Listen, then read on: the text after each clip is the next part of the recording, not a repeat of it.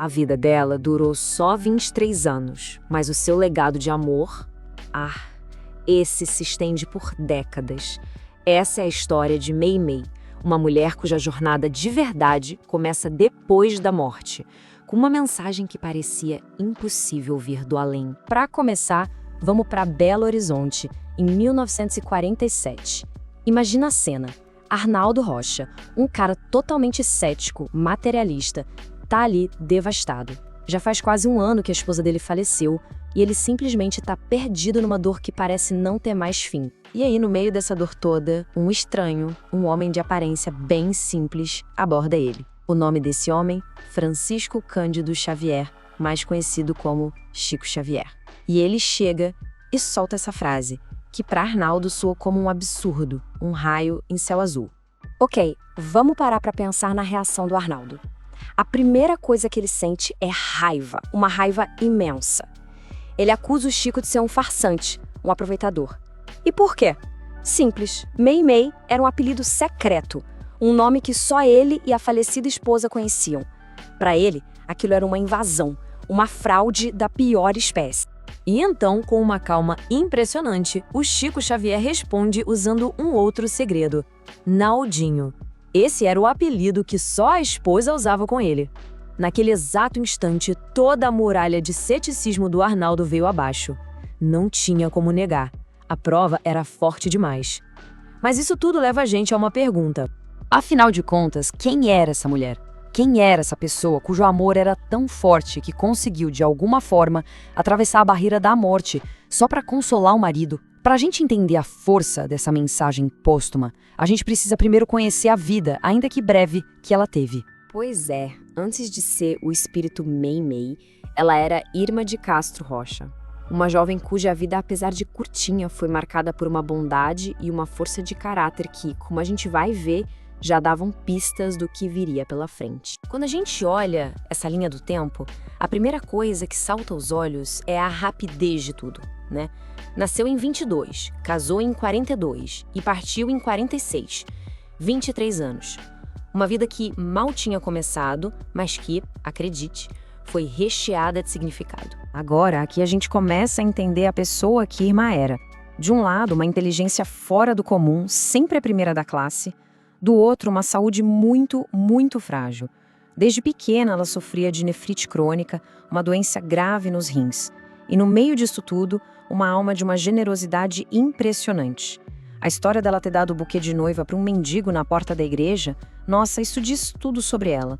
No momento mais feliz da vida dela, o primeiro impulso foi ajudar quem precisava. Isso nos leva de volta àquele nome que deu início a tudo.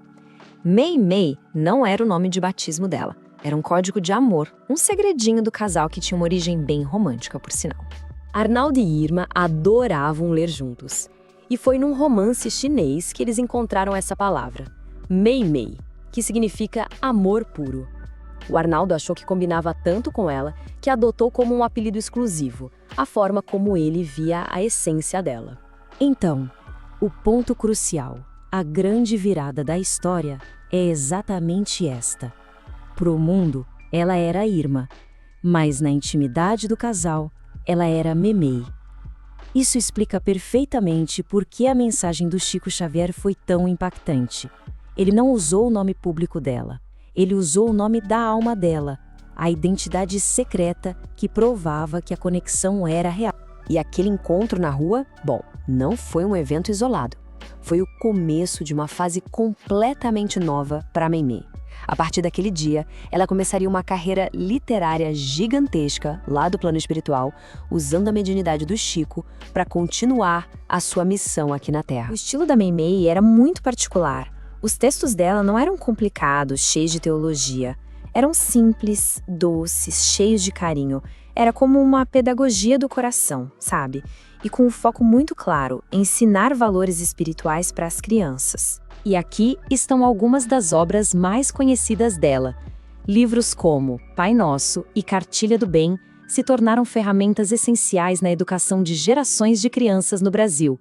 As palavras dela, que chegavam através do Chico, traziam consolo, orientação e, principalmente, muita esperança. Mas a influência da Mei Mei não ficou só no papel, não.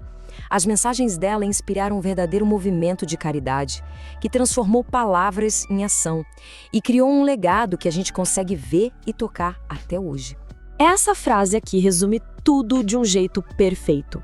Aquela caridade que ela já praticava em vida, como no dia do casamento, continuou de forma perfeita na obra espiritual dela, que por sua vez inspirou mais caridade aqui na Terra.